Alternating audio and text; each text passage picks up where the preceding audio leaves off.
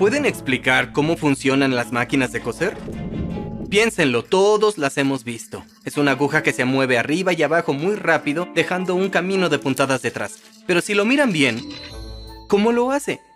Porque la aguja nunca atraviesa totalmente la tela. Al coser a mano, hay que pasar la aguja de arriba hacia abajo, luego soltarla y tomarla del otro lado. Para poder inventar la máquina de coser, necesitaban primero inventar una forma totalmente nueva de coser.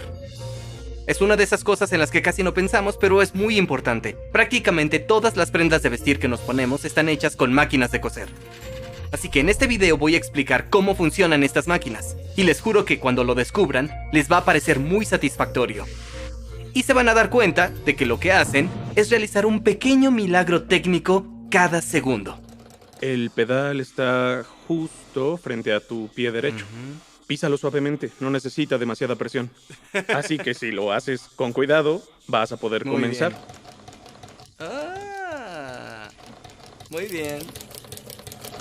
Esto es fantástico. Para mí es meditativo. Si fuera a coser 2 pedazos de tela, así es como lo haría. Pasando la aguja de arriba hacia abajo a través de ambas telas. A esto se le llama puntada recta y se pueden hacer puntadas más sofisticadas. Pero si se quiere mecanizar una puntada hecha a mano, el problema a enfrentar es grande. Y es que al atravesar la tela con la aguja, hay que soltar esta de un lado y tomarla de nuevo del otro. Esto es casi imposible que lo haga una máquina, al menos una máquina de hace 200 años. Así que para inventar la máquina de coser, primero había que crear una nueva forma de coser. Y esto se dio en 3 momentos. Los humanos han cosido prendas desde hace miles de años. En 2016, investigadores descubrieron una aguja en una cueva en Siberia de unos 50.000 años de antigüedad. Lo más loco es que en esa cueva no vivían Homo sapiens, la habitaban denisovanos, una especie hoy extinta de los primeros humanos. De modo que coser no es algo de los Homo sapiens, sino algo humano. La aguja está hecha de hueso, pero fuera de eso se parece a cualquier aguja moderna. Un extremo puntiagudo para atravesar el tejido y un ojo en el otro extremo para el hilo. Las agujas prácticamente no han tenido cambios en decenas de miles de años. Los artefactos hallados en cuevas de Francia, Antiguo Egipto, Grecia, India, China y Japón son todos similares. Hasta 1755.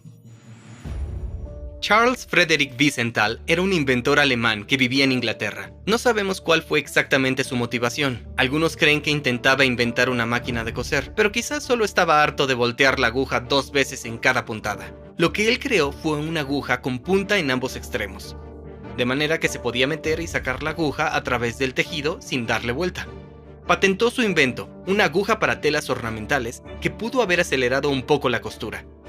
Pero la aguja de 2 puntas aportó una ventaja inesperada que han utilizado las máquinas hasta el día de hoy. Llevó el ojo de la aguja cerca del extremo puntiagudo. ¿Pero eso de qué sirve? Cuando meto la aguja en la tela, el hilo la atraviesa también, pero al sacar la aguja también se sale el hilo. Así que parece que no se logra nada. Necesitamos encontrar una forma de atrapar el hilo en la parte inferior de la puntada para evitar sacar el hilo. Y por suerte hay 2 formas de hacerlo. Se trata de mantener un bucle de hilo bajo la tela al sacar la aguja. Luego mover la tela y meter la aguja en el bucle, formando un pequeño eslabón. Y si lo hago de nuevo, puedo formar una cadena con esas puntadas. Por eso es que se llama puntada cadena. La puntada cadena fue una de las primeras puntadas realizadas con éxito por máquinas de coser. Es difícil determinar quién inventó la primera máquina de coser. Había mucha gente trabajando en ese problema al mismo tiempo, y hay muchas disputas de autoría. En 1790, Thomas Saint realizó dibujos detallados para patentar el diseño de una máquina de coser, pero no hay indicios de que haya construido un prototipo. En 1814, a Joseph Mothersperger le otorgaron una patente en Viena. Le tomó una década construir la máquina, pero nunca la comercializó. Pasó el resto de su vida intentando perfeccionar el diseño. En 1830, el francés Barthélemy Timonier construyó su propia versión. Hizo una puntada cadena con una aguja de púa. Le otorgaron una patente y estableció una fábrica de prendas con 80 de sus máquinas. Empezó a elaborar uniformes para el ejército francés. Pero este invento causó alboroto. Una turba de 200 sastres furiosos saquearon su fábrica y destruyeron todas las máquinas. Pasaron unas cuantas décadas antes de que las máquinas de coser fueran fiables para ser comercializadas. Las dos maneras más confiables de hacer una máquina de puntada cadena se inventaron casi al mismo tiempo, en 1857, año en que James Gibbs y Charles Raymond recibieron sus respectivas patentes. Es bastante fácil para mí tomar el bucle de hilo en la maqueta, pero es mucho más difícil diseñar una máquina que lo haga bien y repetidamente. El diseño de Charles Raymond usaba un gancho. La aguja perfora la tela y lleva el hilo hacia abajo. Luego, cuando sube la aguja, el hilo entre el ojo y la tela se acorta y se dobla, formando una pequeña onda. En ese mismo instante, el gancho atrapa la onda y la estira para formar un bucle. Cuando la aguja vuelve a bajar, el gancho se mueve hacia atrás y la aguja pasa por el bucle. La aguja llega hasta abajo y cuando vuelve a subir, el hilo entre el ojo y la tela se dobla otra vez. El gancho atrapa la onda, formando un bucle de hilo por donde la aguja pasará otra vez.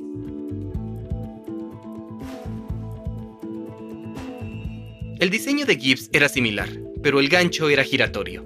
Cuando la aguja baja, el gancho atrapa el hilo. El gancho sigue girando. El primer bucle se libera y luego el gancho atrapa un segundo bucle. Gibbs necesitó 37 prototipos tallados en madera para lograr esta increíble forma de gancho giratorio. Y esta misma forma se usó durante 80 años en 80 modelos de máquinas de coser.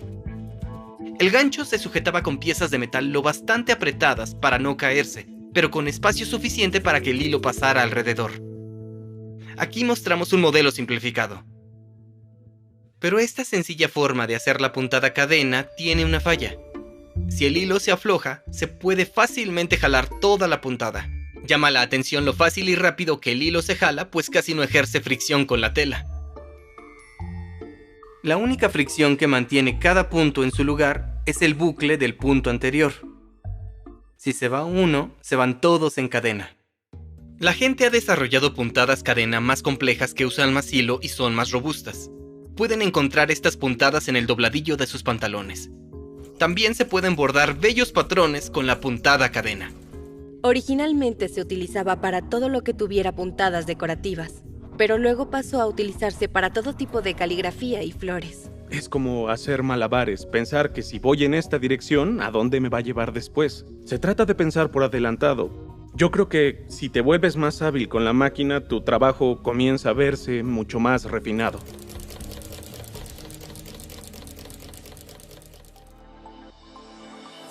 Además de la puntada cadena, hay otra forma totalmente distinta de asegurar el hilo. Y honestamente es una genialidad. Todo lo que requiere son dos carretes de hilo distintos. Y este carrete de hilo se llama bobina. Funciona así. La aguja atraviesa dos pedazos de tela hasta abajo. Y luego, el segundo carrete de hilo completo pasa por el bucle del carrete superior. Y luego la aguja sube. Se jala el excedente. Y lo que hicimos fue entrelazar estas dos partes del hilo. Esta puntada se llama pespunte. En 1846, Elias Howe la patentó y para promocionar su nueva creación realizó una demostración de costura en vivo. Él y su máquina de coser frente a 5 costureras. La máquina de Howe funcionó, pero no era elegante. La máquina tenía una aguja curva, la tela caía verticalmente y solo podía hacer puntadas en línea recta. 5 años después, Allen B. Wilson mejoró dramáticamente la máquina de coser de pespunte y recibió 2 patentes, en 1850 y en 1851. La primera patente fue por la máquina de pespunte de lanzadera vibratoria.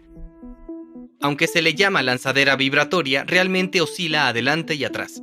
Y dentro tiene una pequeña bobina de hilo. Cuando va hacia adelante, toma el hilo superior de la aguja formando un bucle. Y mientras la lanzadera pasa por el bucle, crea un pespunte al entrelazar el hilo superior con el hilo de la bobina inferior. El movimiento de la lanzadera se sincroniza con el movimiento vertical de la aguja. La lanzadera era empujada por partes de metal lo bastante apretadas como para que no se cayera, pero con espacio suficiente para que el hilo pasara alrededor de la lanzadera. Este tipo de máquina de coser era increíblemente común a fines de 1800. Se hicieron muchos millones solo de la Singer modelo 27. Se construían de una forma verdaderamente robusta. Existen muchas máquinas que actualmente tienen más de 100 años y siguen funcionando. Estas máquinas se desarrollaron antes de que surgiera el concepto de obsolescencia programada. La segunda patente que recibió Wilson en 1851 es la base del funcionamiento de las máquinas de coser modernas. En lugar de una lanzadera que se movía adelante y atrás, la bobina estaba dentro de un gancho giratorio. Veamos cómo funciona.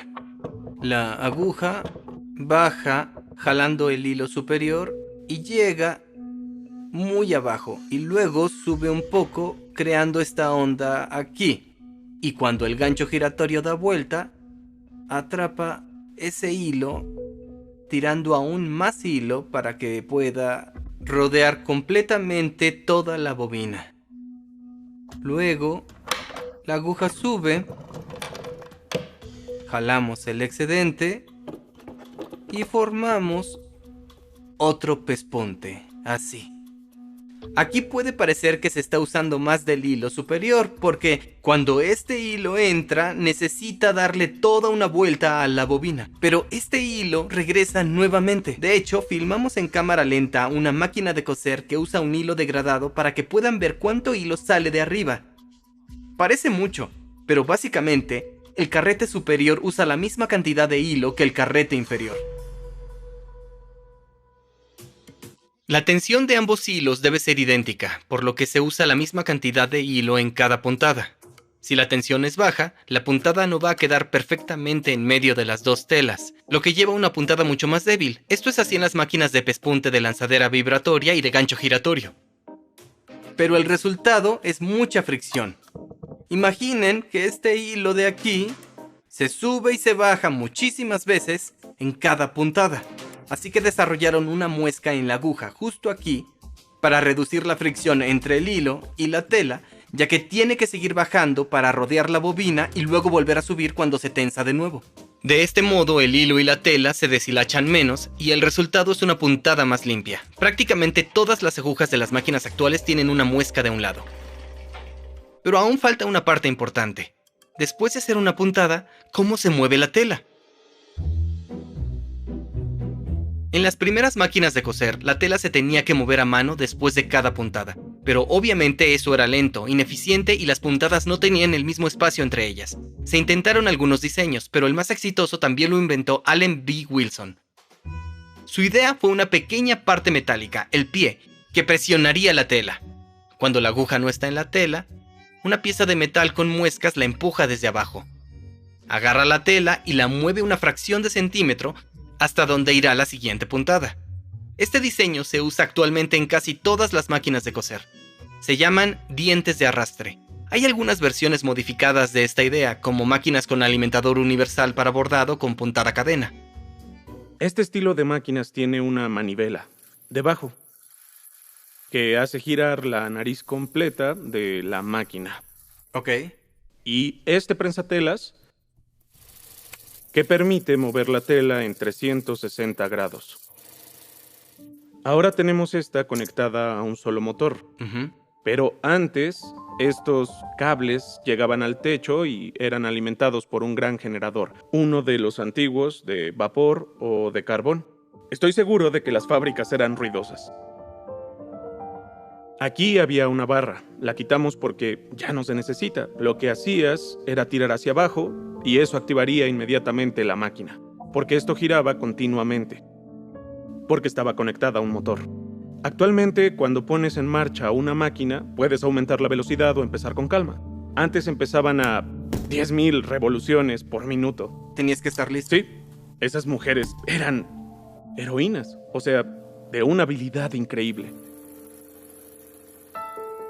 El nombre más famoso relacionado con máquinas de coser es el de Isaac Singer, pero Singer no inventó la máquina de coser. Singer era un astuto hombre de negocios que compraba patentes de diversas piezas y construyó su compañía sobre eso. Inspirándose en las piezas intercambiables que veía en la producción de armas de fuego, optimizó el proceso de producción y su empresa consiguió bajar el precio de las máquinas de coser de $100 a alrededor de $10, que es un poco más de $300 de 2023. Este precio más bajo significaba que podía vender las máquinas a las familias en lugar de a las empresas. El negocio de Singer fue uno de los pioneros en el mundo en ofrecer planes de pago a plazos, lo que le permitía al comprador pagar en varios meses en lugar de pagar todo el costo en un pago. Singer se convirtió en una de las corporaciones más grandes del mundo y la primera empresa multinacional de Estados Unidos. Antes de la llegada de la máquina de coser, tomaba más de 12 horas coser una sola camisa. Ahora toma menos de 30 minutos. En la década de 1900, la familia estadounidense promedio gastaba cerca del 15% de su ingreso total en ropa. En 2003 era menos del 4%, pero a pesar de gastar menos, tenemos más prendas. En 2019, el promedio mundial de prendas que poseía una persona era de más de 130. Cada año se producen 100.000 millones de prendas. Y solamente en Estados Unidos, 11.300.000 terminan en los basureros. Cerca de 35 kilogramos de ropa por cada hombre, mujer y niño se tira cada año. Pero, ¿deberíamos culpar a la máquina de coser? La máquina de coser es brillante. Un invento repetido y mejorado por decenas de personas. Realmente revolucionó el mundo. Solo bastó inventar una nueva forma de coser.